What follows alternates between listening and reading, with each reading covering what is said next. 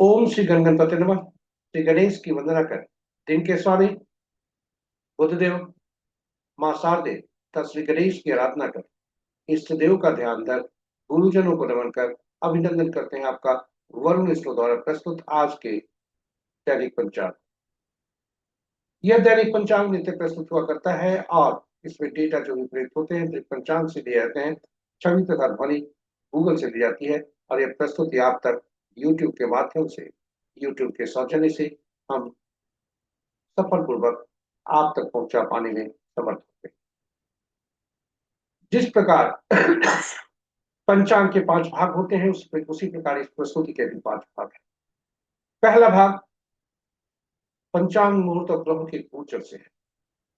जी हाँ, इसी भाग में से पंचांग मुहूर्त को लेकर इस प्रस्तुति का लघु रूप आपके सुझाव के अनुरूप हम अलग से नित्य प्रस्तुत किया करते हैं। दूसरा भाग तारा बलम, जिसका नाम है सितारे जिसमें करते काम है और सितारे बोलते भी हैं और झूठ नहीं बोलते। यहाँ जन्म नक्षत्र के अनुसार आज कैसा दिन रहेगा एक चंद्रमा बताते हैं और ताराबल मुख्य मुख्य रूप से नव तारा चक्र पद्धति पर आधारित है, जिसके अनुसार ग्रहों सभी जन्म कुंडली में बैठे सभी ग्रहों के बारे में हम जान से उनके शुभता और अशुभता के बारे में जान सकते हैं पूरे जीवन काल, और उससे दशा महादशा का फल जान सकते हैं। साथ ही साथ विभिन्न नक्षत्र हमारे लिए क्या परिणाम लेकर आएंगे और विभिन्न नक्षत्रों में जन्मे जातक हमारे लिए कितने फलदायी हो सकते हैं, कितने मददगार हो सकते हैं, ये सभी हम जान सकते हैं। चाहे वह व्यक्ति घर का हो, परिवार का हो, रिश्तेदार का हो या संसार का हो। इसलिए कहीं जाइएगा नहीं, हमारे साथ बने रहिए। विशेष चर्चा प्रस्तुति। तीसरा भाग राशि क्या क्या है, राशि के अनुसार आज का दिन कैसा रहने की संभावना। चंद्र बलम इसका नाम।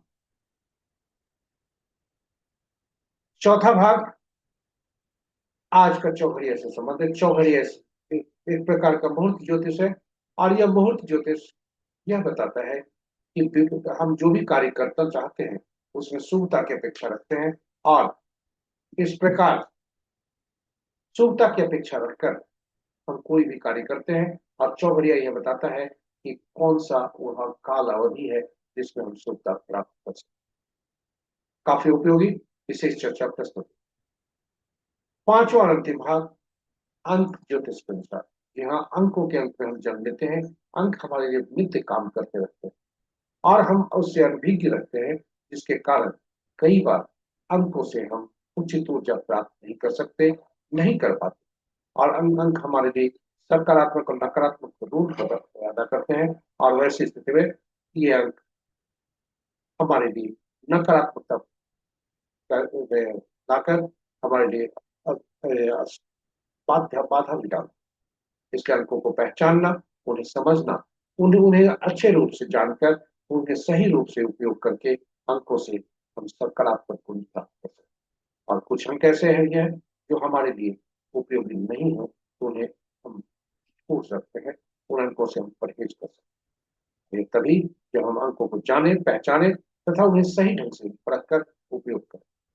जी हाँ, अंक कार्य करते भी हैं और बोलते भी।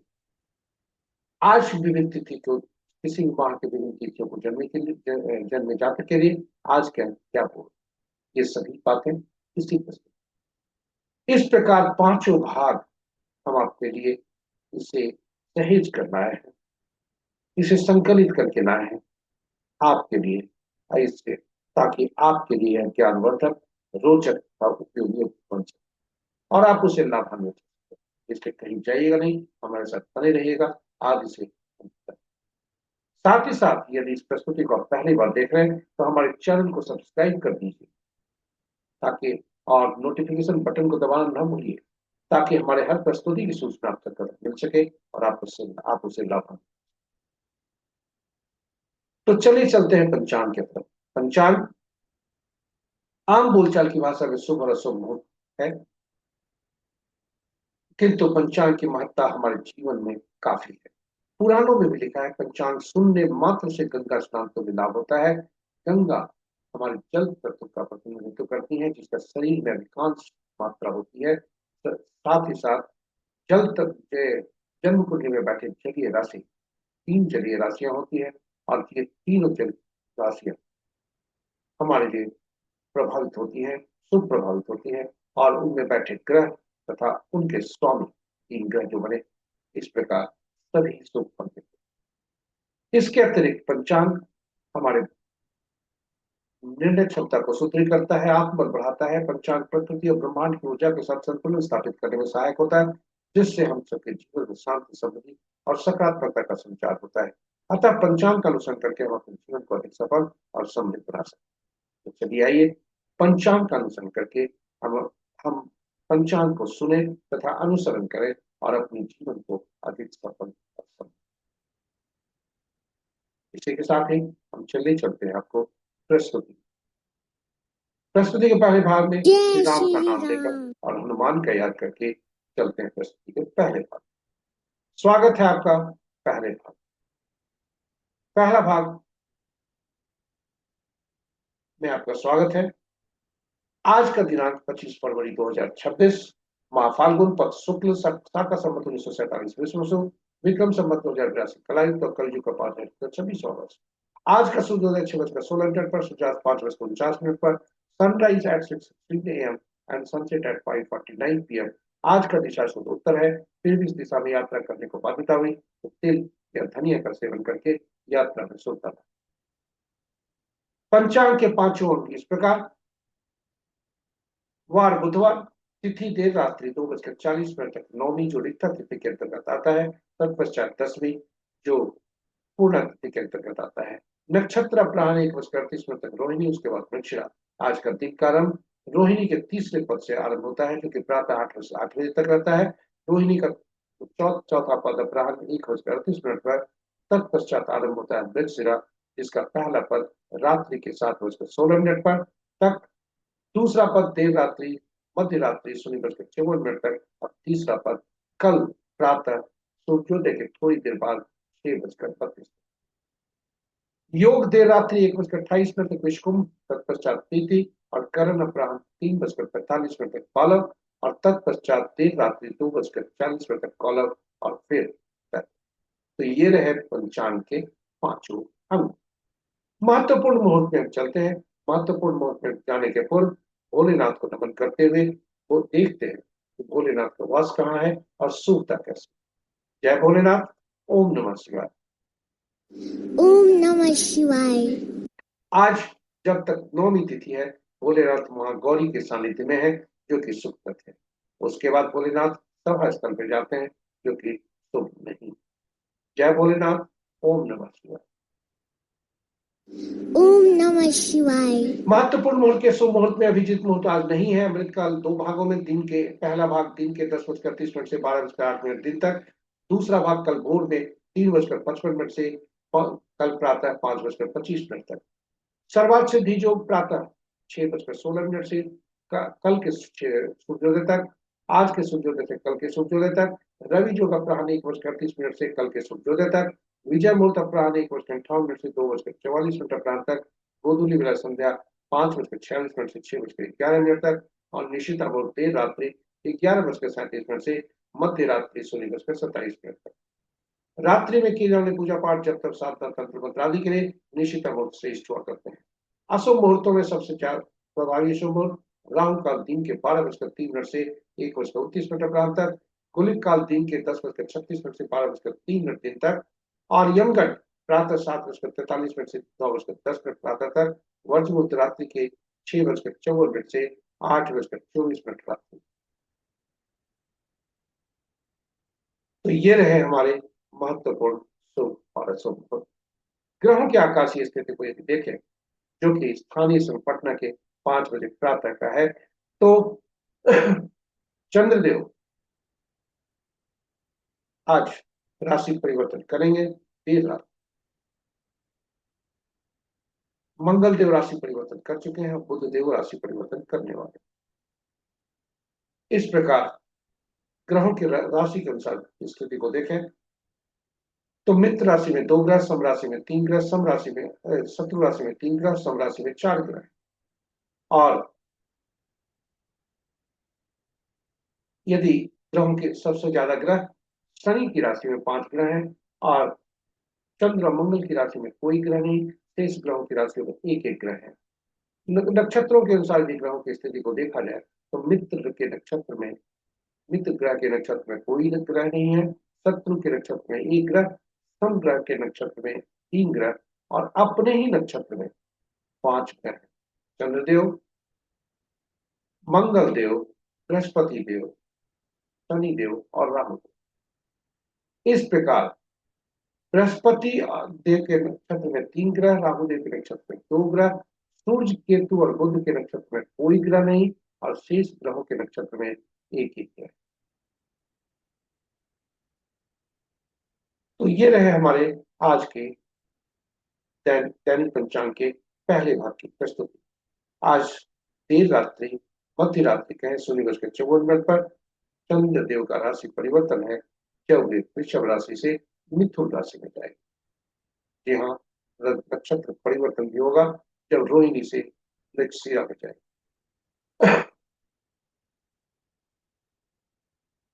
तो ये हमारे पहले भाग की प्रस्तुति। आपको दूसरे भाग में आपका स्वागत है। जी हाँ, तारा बलन इसका नाम है। सितारे जो इसमें करते काम है, और सितारे कभी बोलते भी हैं, काम भी करते हैं, कभी झूठ नहीं बोलते। तारा बलन के साथ ही आपके समक्ष प्रस्तुत है, और यह तारा बलन के सामने जो नक्षत्रों के नाम है वह चंद्रमा के गोचर से संबंधित होता है। यहाँ चंद्रमा के गोचर से संबंध, यह आपके तारा बलन के सामने जो नक्षत्रों के नाम है, वहीं तारा बलन के नीचे जो नक्षत्रों के नाम है वह चैत पत्रिका में चंद्रमा जिस नक्षत्र में बैठे होते हैं उससे संबंधित है। यानी हमारा नक्षत्र, हमारा जन्म जिस नक्षत्र में हुआ है वह होता है, और ये दोनों का मिलान जहां होता है वही आज का फल होता है। और इसलिए दोनों के जहां मिलते हैं वह हमारा आज का शुभता और अशुभता बताता है। 9 तरह के परिणाम तारे बताते हैं। पहला जन्म, दूसरा संपत्ति, तीसरा विपद, चौथा छीन, पांचवा प्रत्यय, छठा साधक, सातवां नैधन, आठवां मित्र और नौवां अतिमित्र। संपत, छीन, साधक, मित्र और मित्र में रहने पर आज शुभता के संकेत होते हैं। वही जन्म, विपद, प्रत्यय और नैधन में होने पर अशुभता की तरफ होते हैं। शुभता जब भी आज का तारा बताता है, आज के तारे जब भी शुभता की तरफ इशारा करते हैं, ये बताते हैं दैनिक कार्य करें, उल्लास उत्साह पूर्वक करें, ऊर्जा के साथ करें, साथ ही साथ नए कार्यों का भी आरंभ कर सकते हैं। वहीं जब अशुभता की तरफ तारे इशारा करते हैं, का तात्पर्य है दैनिक कार्य में सावधानी और नए कार्यों का आरंभ न कर। तो इस प्रकार तारे बोलते इंगित करते। जी हाँ, इस तरह से तारे हमारे कार्य भी करते हैं, शुभ और अशुभ कार्य बताते हैं। तारा बल मुख्य रूप से 9 तारा चक्र पद्धति पर आधारित है, और 9 तारा चक्र पद्धति का मूल सिद्धांत है कि ग्रहों के मन नक्षत्र होते हैं, नक्षत्र एक ग्रह के फल देते हैं। अब प्रश्न उठता है, कुल 27 नक्षत्र, 9 ग्रह, कौन से नक्षत्र किस ग्रह के फल देंगे, या कौन से ग्रह के नक्षत्रों के फल पाएंगे? ऐसी स्थिति में 27 नक्षत्रों को 9 नक्षत्रों की सूची बनाकर 3 श्रेणियों में रखें, और वह इस प्रकार। और पहला से 9वां तक पहला श्रेणी, 9वां से 10वां से 18वां दूसरा, 19वां से 27वां तीसरा। और ग्रहों को महादशा के क्रम में रखा जाता है। पहला ग्रह केतु, दूसरा शुक्र, तीसरा सूर्य, चौथा चंद्रमा, पांचवा मंगल, छठा राहु, सातवां बृहस्पति, आठवां शनि, नौवां बुध। और पहला ग्रह जो बनते हैं केतु देव, उनके साथ पहला नक्षत्र हर श्रेणी में से जुड़ते हैं, स्वामी केतु देव बनते हैं। ये होते हैं पहला, 10वां और 19वां नक्षत्र। उसी तरह से दूसरा, 20वां, दूसरा, 11वां और 20वां नक्षत्र का स्वामित्व शुक्र देव को मिलता है। तीसरा, 12वां, 21वां नक्षत्र सूर्य देव को जाता है। और इस प्रकार हरि की सुई की दिशा में आगे बढ़ते हुए 9वां, 18वां, 27वां नक्षत्र का स्वामित्व बुध देव को जाता है। और यह सूची इस प्रकार है। अब प्रश्न उठता है, फलित कैसे करते हैं? तो जो हमारा जन्म नक्षत्र होता है उसे हम चिन्हित करके ग्रह को पहचान, उसके उनके ग्रह स्वामी को पहचानते हैं, और जो कि हमारे जन्म ग्रह बनते हैं। और ये पहला ग्रह बनते हैं। हमारी जीवन यात्रा वहीं से आरंभ होती है, फिर घड़ी की सुई की दिशा में आगे बढ़ते हैं, बुध देव तक जाते हैं, फिर केतु देव से यात्रा आरंभ करते हुए हम जो ग्रह हमारा बनता है उसके पहले ग्रह तक होते हैं, और इस प्रकार कुल 9 ग्रह परिणाम देते हैं। जी हाँ, हमारी जीवन यात्रा यहीं से आरंभ होती है, और यही सी दशा महादशा में हमारा जन्म हुआ होता है, इसी ग्रह के दशा पहला ग्रह जो बनते हैं, ये इसी ही ग्रह के दशा महादशा में हमारा जन्म हुआ होता है। और पिछले जन्म में भी इसी जन्म ग्रह के जन्म दशा महादशा में हमारी मृत्यु भी हुई होती है। आप तो आइए चलिए प्रमाणित करते हैं। अपने जन्म कुंडली में आपको पता चलेगा, आप अपने जन्म कुंडली देखें, उसमें पता चलेगा। जब विंशोत्तरी दशा देखेंगे तो वह बताता है। उदाहरण स्वरूप एक जन्म कुंडली को लेते हैं। इस जातक का जन्म चंद्रमा के नक्षत्र में हुआ है, यानी वृश्चिक राशि में, और अनुराधा नक्षत्र में, जो कि शनि देव का नक्षत्र है।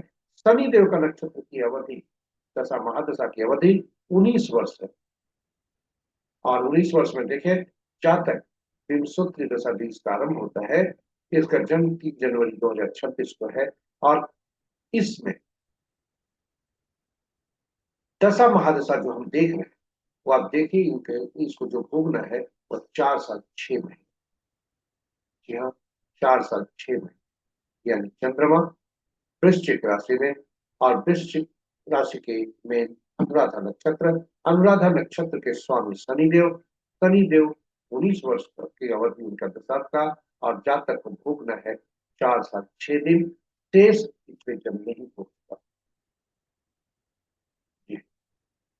इस प्रकार हमारा जन्म जो होता है, चूंकि यह मृत्यु से भी संबंधित है पिछले जन्म का, इसलिए इसे पीड़ा की श्रेणी में रखा जाता है, पहला ग्रह। इस प्रकार पहला ग्रह पीड़ा की श्रेणी में, और यहां से घड़ी की सुई की दिशा में आगे बढ़ते हैं। दूसरा, चौथा, छठा, आठवां, नौवां ग्रह जो बनते हैं वे शुभ फलदायी होते हैं, और पहला ग्रह तो पीड़ादायक होते ही है, और दूसरा, तीसरा, पांचवा और सातवां ये भी पीड़ादायक होते हैं। इस प्रकार इनकी जो पीड़ा या शुभता की जो परिमाण होता है, तो उनकी जो मात्रा इंटेंसिटी होती है, वह जैसे जैसे इनकी क्रम संख्या बढ़ती है वैसे वैसे वह बढ़ता है। इस प्रकार हम सभी ग्रह पूरे जीवन काल के लिए सभी ग्रहों को पहचान जाते हैं कि कौन से ग्रह हमारे लिए शुभकारी होंगे, कौन से हमारे लिए पीड़ादायक, और उनकी दशा महादशा शुभ और अशुभ हो सकती है, चैलेंजिंग हो सकती है, चुनौतीपूर्ण हो सकती है। और इसलिए हम शुभ ग्रह की महादशा महादशा में योजनाबद्ध तरीके से शुभ कार्यों का निष्पादन कर सकते हैं। वही चुनौती का सामना करने के लिए मानसिक रूप से अपने आप को तैयार कर सकते हैं। उसी तरह से जन्म कुंडली में बैठे ग्रहों को पहचान कर हम उनके अनुरूप कार्य कर सकते हैं। उदाहरण स्वरूप, दूसरा ग्रह जहां बैठता है, वह उस भाव से, उस राशि से तथा उस ग्रह से संबंधित कार्य किए जाए तो संपत्ति के कारक होते हैं, क्योंकि दूसरा ग्रह संपत्ति का। उसी तरह से जन्म कुंडली में बैठे ग्रहों से हम उम्मीद कर सकते हैं, उनके अनुरूप कार्य कर सकते हैं। यहाँ ज्योतिष एक मार्गदर्शन का कार्य करता है, उसके अनुसार हम कार्य कर सकते हैं। साथ ही साथ विभिन्न नक्षत्रों में जन्मे शुभ ग्रह के नक्षत्र में जन्मे जातक हमारे लिए शुभकारी होंगे, और शुभ ग्रह के नक्षत्र में जन्मे जातक हमारे लिए बाधक, पीड़ादायक, चुनौतीपूर्ण हो सकते हैं। उदाहरण स्वरूप, यदि दूसरा ग्रह जो बनता है उसके नक्षत्र में 3 नक्षत्र उनके हुए, उनके नक्षत्र में जन्मे जातक, तो यदि बिजनेस पार्टनरशिप किया जाए तो हमारे लिए आर्थिक लाभ हो सकता है। वहीं पीड़ादायक स्थिति में हम उनसे उम्मीद कम कर सकते हैं, उनसे सावधान रह सकते हैं, उनसे ज्यादा उम्मीद हम नहीं कर सकते, चाहे वो व्यक्ति घर का हो, परिवार का हो, रिश्तेदार का हो या संसार का।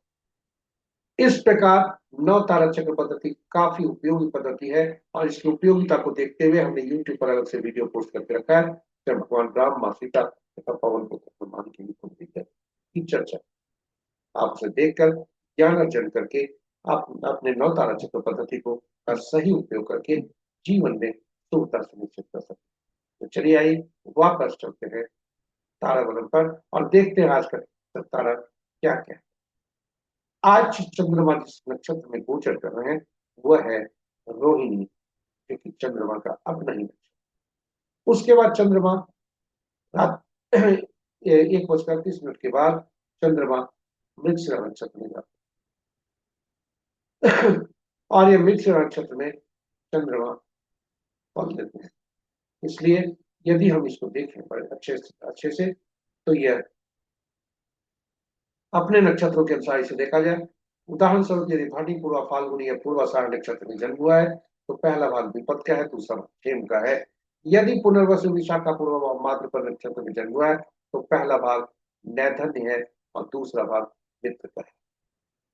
और इस प्रकार हम ग्रहों के बारे में जान सकते। नक्षत्रों को, अपने नक्षत्रों को पहचान कर हम फल क्या होगा जान सकते और उसके अनुसार अपने आप को कार्य में लगा सकते हैं। और जहां अशुभता है वहां हम थोड़ा धैर्य रखकर शुभ तारे के आने का इंतजार कर सकते। इस प्रकार हम ग्रहों के बारे में जानकर उनका सही उपयोग करके हम प्रतिफल जान। जैसा आरंभ में मैंने कहा था, जो किताबों में लिखा है परिहार अशुभ तारों को शुभ तारों में परिवर्तन करने के लिए, यह केवल किताबों में है। इसका उपयोग हम न करें बेहतर है, क्योंकि हम हर कार्य में शुभता चाहते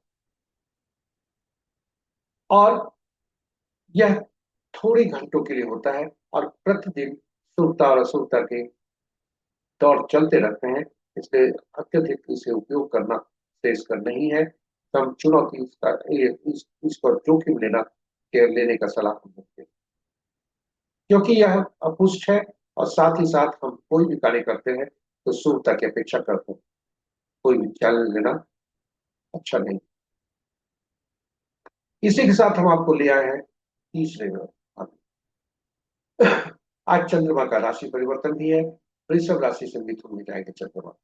चंद्रबलम इसका नाम है और राशि के अनुसार आज कैसा दिन रहने की संभावना है इसके द्वारा हम जान सकते।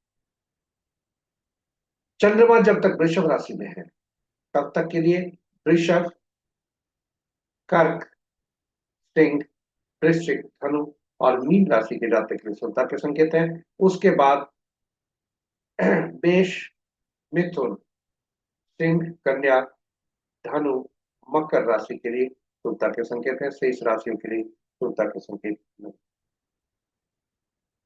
इस प्रकार हम तीसरे भाग से आपको चौथे भाग में ले आए चौघड़िया। चौघड़िया एक प्रकार का मुहूर्त ज्योतिष है जो शुभ और अशुभ समय दर्शाता है और इसकी उपयोगिता को देखते हुए हम अलग से भी यूट्यूब पर वीडियो पोस्ट की करके रखे हैं चौघड़िया के उपयोग का हिंदी में और यूटिलिटी ऑफ चौघड़िया।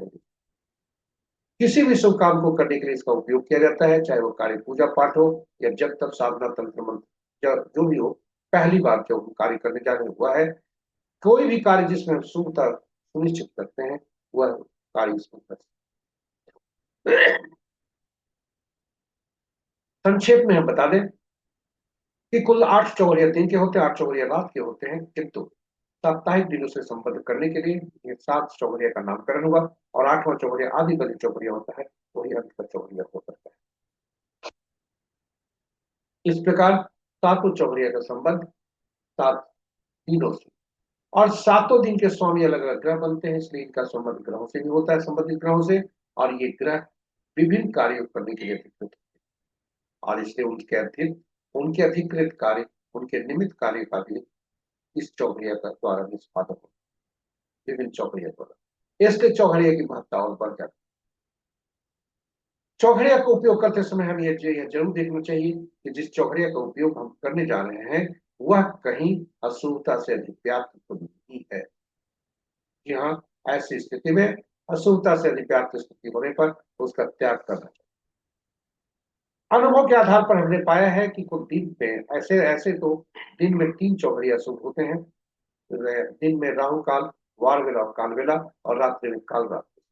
और अनुभव के आधार पर हमने पाया है कि दिन में सूर्य देव का प्रभुत्व होता है इस और शनि देव सूर्य देव से नाराज रहते हैं, इसलिए शनि का चौघड़िया प्रतिदिन काल बेला से ग्रसित होता है। वहीं रात्रि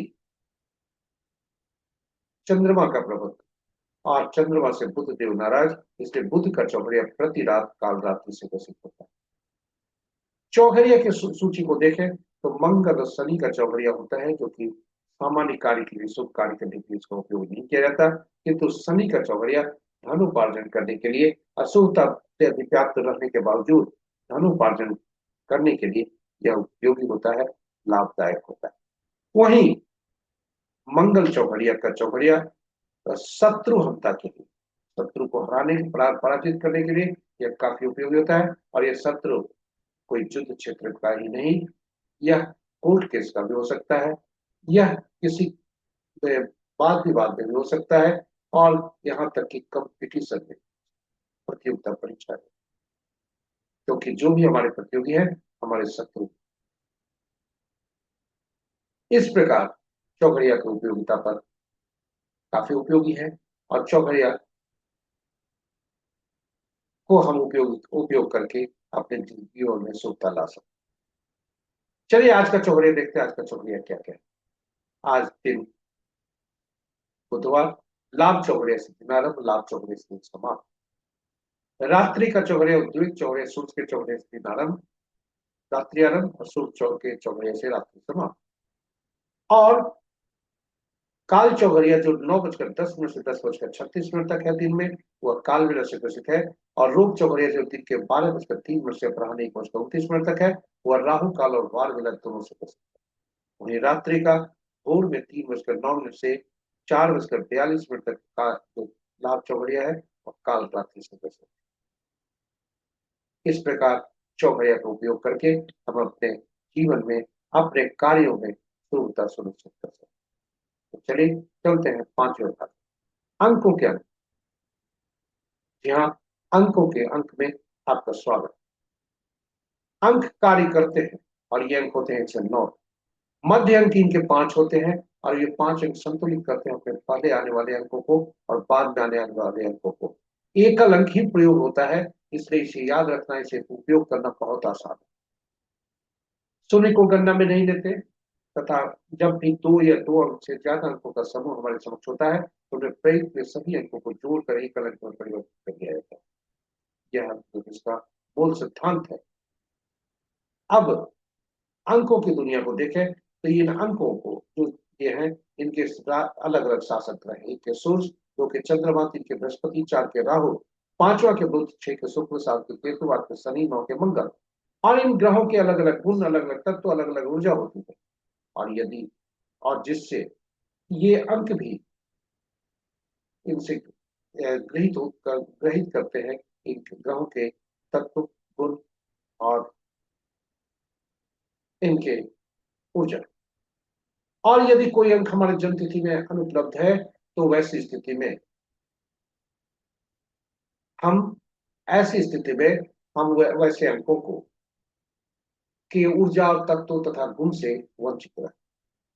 वहीं कोई अंक यदि 3 बार से ज्यादा प्रयोग में आए हैं, तो उन अंकों से संबंधित ऊर्जा, तत्व और गुण की अधिकता हमें पाई जाती है, जो आगे जाकर नुकसानदायक होती है। अब इस प्रकार अंकों को उनके तत्व, उनके गुण, उनके ऊर्जा से के अनुसार इन्हें विभिन्न नामों से पुकारा जाता है। एक को राजा, सरकार या बॉस से, नौकरी करने वाले व्यक्तियों को के लिए बॉस से।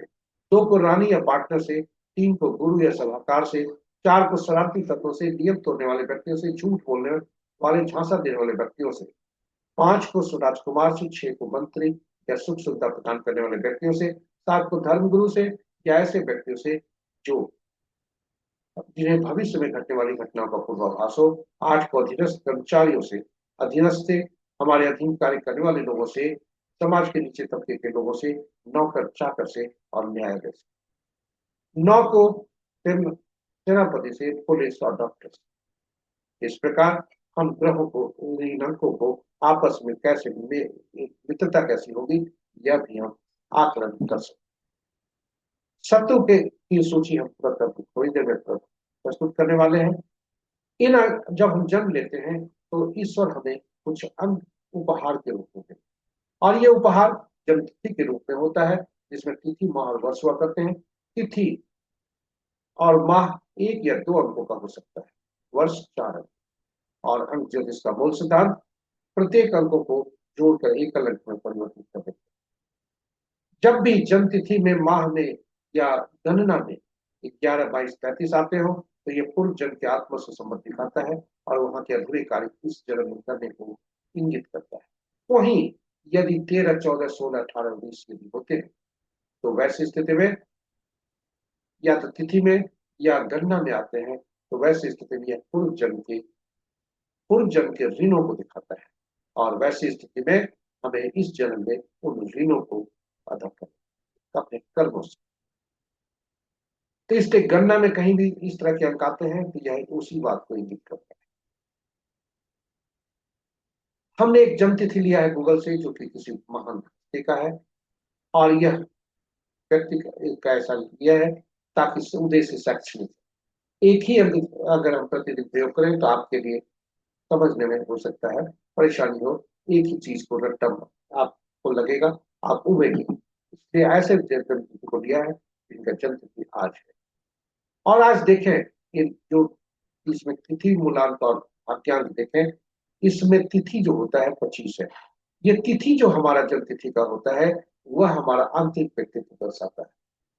इसे बोलचाल की भाषा में मूलांक कहते हैं और ड्राइवर कहते हैं, इसे अपने जीवा कहते हैं। ड्राइवर का अंक काफी उपयोगी होता है क्योंकि यह खुद को बताता है। वहीं सभी अंकों को यदि जोड़ते हैं तिथि, माह और वर्ष को, तो वह भाग्यांक कहलाता है और वह भाग्यांक को भी एक अंक में परिवर्तित करते हैं। इसे बोलचाल की भाषा में कंडक्टर कहा जाता है। जिस प्रकार बस में को सुचारू रूप से चलाने के लिए ड्राइवर और कंडक्टर का आपस में मित्रवत होना नितांत आवश्यक है। शत्रुवत होने से आरंभ से ही वह बस का चलना मुश्किल होता है। ठीक हमारे जीवन में यदि ये ड्राइवर और कंडक्टर का अंक आपस में शत्रुवत हो गए, तो जीवन की नैया आरंभ से ही कठिनाई में चलती है। और आगे चलकर यदि हम कोई अंक ऐसा ले आते हैं जो ड्राइवर और कंडक्टर का शत्रु अंक होता है, तो फिर वहां से बाधा सुनने की परिस्थितियां दोनों बनती। इसलिए अंकों को पहचान कर शत्रुवत अंकों से दूर अपने आप को रखें तो बेहतर होता है। और सबसे पहले ड्राइवर और कंडक्टर को देखें कि वो ये अंक सही है कि नहीं, और इसको जानने के लिए कौन से अंक प्रयोग करेंगे। इसके सबसे पहले यह जानना जरूरी है कि कौन से अंक हमारे जीवन में, हमारे जन्म तिथि में अनुपलब्ध हैं और कौन से अंक हमारे ये बार बार आ रहे हैं जिनसे हमको परहेज करना। क्योंकि बार बार अंक आने वाले वह ऊर्जा देंगे, वो अधिक जो है गुण होंगे जिससे हमारा नुकसान हो सकता है। उस तत्व की अधिकता होने से हमारे लिए नुकसानदायक होता है। इस प्रकार आइए अंकों को पहचान। आप ये इसके सुने लोसू ग्रिड का सहारा लेते हैं। लोसू ग्रिड का जो परम दो चार्ट आपके पास हमने रखा है, एक लोसू ग्रिड का परमानेंट चार्ट है और इस दूसरा चार्ट इस जातक के संबंध, जिसकी जन्म तिथि हमने ली है शैक्षणिक उद्देश्य से गूगल से। आप देखेंगे कि हर अंक का अपना अपना कार्य है और ये समूह बनकर ये किसी कार्य को बताते हैं। यदि उस समूह में 3 अंकों का समूह जो होता है, यदि 2 ही अंक है तो 66% रिजल्ट होता है। यदि सभी है तो 100%, यदि एक है तो 33%, और यदि कोई नहीं है तो 0। इस प्रकार ये इन अंकों का परमानेंट स्थान है। आप इसमें एक चीज और देखेंगे कि जो लिखी गई है थॉट, विल और एक्शन प्लेन, जो कि वर्टिकली है, हॉरिजॉन्टली है इंटेलिजेंट, इमोशनल और प्रैक्टिकल प्लेन। और इस प्रकार इन अंकों का हम तालमेल देखते हैं। साथ ही साथ यदि 4, 5, 6 किसी के पास उपलब्ध होता है तो वह उसके गोल्डन राजयोग को बताता है। 8, 5, 2 डायगोनल जो अगर होता है तो वह उसे सिल्वर राजयोग बताता है। अब हम यहाँ पर देखें कि इस जातक का जो मिसिंग अंक है वह 3, 8 और 6 है। साथ ही साथ 9 3 बार आ चुके हैं और 5 और 2 दो दो बार आ चुके हैं। इसलिए तीसरा बार इसे परहेज ही करना होता है। तो ये जातक कौन सा अंक उपयोग कर सकते हैं? 3, 8 और 6, 4, 1 और 7, बशर्ते कि ये आपस के शत्रु नहीं हो, कोई मूलांक और भाग्यांक के साथ। अब प्रश्न उठता है, यदि मूलांक और भाग्यांक आपस में शत्रु हुए तो अंक हम कौन कौन सा लाएंगे ये तो समझ गए, लेकिन कहाँ से लाएंगे, स्रोत क्या होगा। यहाँ स्रोत वैसा होना चाहिए क्योंकि ये तिथि और माह वर्ष जो होते हैं, ये ईश्वर द्वारा जो प्रदत्त अंक होते हैं वह हमारे मूल परमानेंट हो। यहाँ आपको एक बात बता दें कि मूलांक जो होता है वो हमारा आंतरिक व्यक्तित्व दर्शाता है, और तिथि और माह को जोड़कर एक अंक पर परिवर्तित करते हैं, वो अचीवमेंट नंबर होता है, वह आप हमारा बाहरी व्यक्तित्व दर्शाता है। वहीं यदि वर्ष को जोड़ते हैं और जोड़कर एकल अंक पर परिवर्तित करते हैं, पुरुष के लिए उस 11 से उसमें घटाते हैं, महिला के लिए 4 उसमें जोड़ते हैं, यह एंजल नंबर बताता है। यह ईश्वर द्वारा प्रदत्त लॉटरी अंक है, एक इसे कुआं नंबर भी कहा जाता है, एंजल नंबर कहा जाता है। इसकी उपयोगिता वातावरण में है, और विशेष रूप से इसका हम उपयोग तब करते हैं जब अंकों की कमी हो। अब प्रश्न उठता है स्रोत कहाँ से हो, तो स्रोत ऐसा होना चाहिए क्योंकि जन्म तिथि यह परमानेंट होता है, तो स्रोत भी ऐसा होना चाहिए जो तिथि और माह का, जो ड्राइवर और कंडक्टर का जो शत्रुवत यदि आपस में है, तो ऐसा अंक होना चाहिए जो दोनों का मित्र हो, और यह इस बराबर रहे, तभी ऊर्जा इसकी मिलेगी, और वह स्रोत होता है नाम से। जी हाँ, जन्म के बाद धरती पर आने के बाद धरती के ईश्वर माता पिता वह नाम देते हैं, और नामांक जो होता है वह ही ड्राइवर और कंडक्टर को बैलेंस कर सकता है। यह याद रखें, नामांक ड्राइवर और कंडक्टर का शत्रु नहीं होना चाहिए, इसी ध्यान। साथ ही साथ नाम का पहला अक्षर भी महत्वपूर्ण होता है, काफी ऊर्जा देता है, जीवन भर ऊर्जा देते रहता है, इसलिए नाम का पहला अक्षर भी शत्रुवत नहीं होना चाहिए। आप कहेंगे नाम में तो अक्षर होते हैं, अंक कहाँ से आए, नामांक कहाँ से आएगा। जी हाँ, अंक, हर अक्षर के अंकीय मूल्य होते हैं, और इसलिए इन अक्षरों के अंकीय मूल्य होने के कारण इन अंकों को, जन्म तिथि में जितने अक्षर हैं उनको में जो प्रयुक्त हुए अक्षर उन अंकों को परिवर्तित करते हैं हम संबंधित अक्षरों से, और फिर जोड़ते हैं। आज जिस जन जातिका का जन्म तिथि हमें लिया है उसका नाम है उर्वशी राउतेलकर, राउतेला। ये एक्ट्रेस है, फिल्मी एक्ट्रेस, और इनका देखें तो मूलांक इनका बनता है, इनका जो तीसरे वर्ग ये नाम का पहला अक्षर 6 बनता है, और नामांक इनका 1 पर जाता है।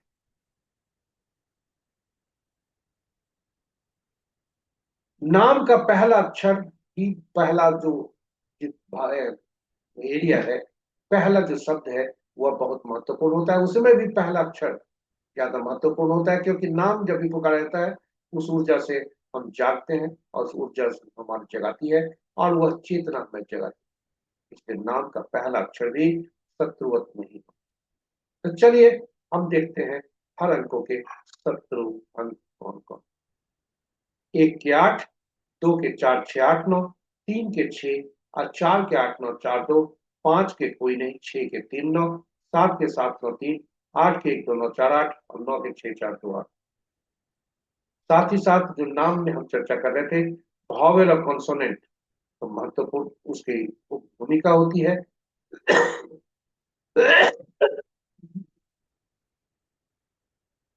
इस जातिका का वॉवेल 3 है, कॉन्सोनेंट 7 है। वॉवेल ज्यादा होना चाहिए, कॉन्सोनेंट कम होना चाहिए। अब इस जातिका का देखें, इनका मूलांक 7, भाग्यांक 5 है, और ये 7 और 5 सभी के मित्रवत होते हैं, इसलिए 7 और 5 आपस में मित्रवत। लेकिन कुछ अंक ऐसे भी होते हैं जो अपने के ही शत्रु होते हैं। ये अंक हैं, ये अंक है 4 7 8 और 9, यानी कभी भी जीवन में इन अंकों को दोबारा प्रयोग करने से बचना चाहिए, परहेज करना चाहिए, क्योंकि ये अंक जो होते हैं ये अपने के ही दुश्मन होते हैं, यानी डबल 4, ट्रिपल 4, 4 बार 4 आदि यह घातक होता है, चाहे वह गाड़ी संख्या में हो, मोबाइल में हो, आदि आदि। अब यहाँ पे 7 और 5 अंक आप देखें, इनके 7 के शत्रु 7 खुद और 9 3। इसलिए 9 अंक इनके 3 बार आ चुके हैं, इनका उपयोग करना श्रेयस्कर नहीं है। 3 मिसिंग है, इनको छोड़ देना ही श्रेयस्कर है। शेष अंक 8 और 6 का उपयोग करते हैं, लेकिन 8 अंक एक ही बार उपयोग कर सकते हैं। 6 अंक मिसिंग है, 6 अंक का हम उपयोग कर सकते हैं। 4 एक ही बार उपयोग करेंगे, उसी तरह से 9 भी, इनका उपयोग ज्यादा हम नहीं करेंगे। आपके समक्ष हम शत्रु अक्षर भी रखे, हर अंकों के शत्रु अक्षर, यानी नाम का पहला अक्षर या नहीं। यदि किसी व्यक्ति का पूर्णांक 7 बनता है तो उसका नाम का पहला अक्षर CLSZ नहीं होता है। यह सभी सूची हमने आपको सूचीबद्ध करके यह आपके समक्ष रखा है, ताकि आप उसका सही उपयोग कर सके, चाहे वह नामकरण में, सिटी के नाम में, दुकान का नाम, ऑफिस का नाम आदि बनाने में, ताकि वे अंक, चूंकि अंक कार्य करते हैं, ताकि अंक सही रूप से कार्य करें। अंकों को पहचान कर, उसका सही, उसे समझ कर, उसे जानकर, उसे परख कर हम सही ढंग से उसका उपयोग करें, शत्रु अंक से दूर रहें, और जो आपस के शत्रु अंक जो भी हो वह से उनसे भी दूर रहें और अपने जीवन में सुखता पाए। इस प्रकार अंकों कैसे कार्य करते हैं यह हमने देखा।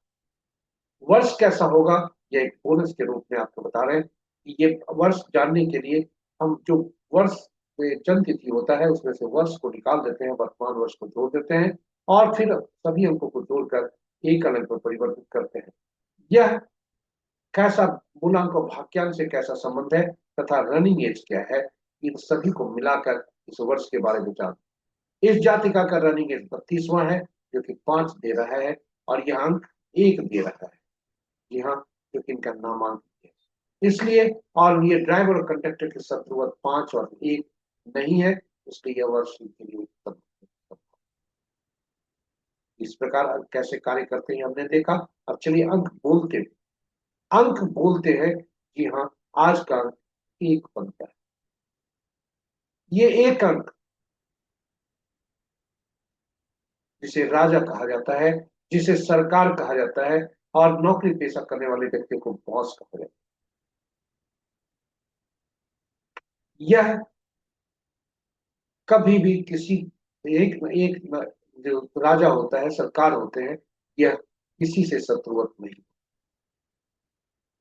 इसलिए आज का दिन सभी के लिए उत्तम है। हाँ, ये इनसे बनी रहती है, ठनी रहती है इनकी, वह होता है 8 शनिदेव से। क्योंकि सरकार को न्यायालय से और बॉस को कर्मचारी से शिकायत रहती है। इसलिए 8 तारीख को जन्मे जातक, 8 17 26 तारीख को जन्मे जातक अपने स्वास्थ्य के प्रति सावधान रहे, साथ ही साथ अपने दैनिक कार्यों में भी सावधानी करें। और शेष सभी अंक, एक जिनका मूलांक 1 2 3 4 5 6 7 और 9 होता है, वे सभी अंक आज के लिए आज दिन उत्तम होने की संभावना है, क्योंकि एक अंक अति मित्र होता है सभी अंकों का, और 8 का अति शत्रु। इसी के साथ हमने देखा अंक कैसे कार्य करते हैं, कैसे बोलते हैं, और इस प्रकार हम आ गए अंतिम पड़ाव पर।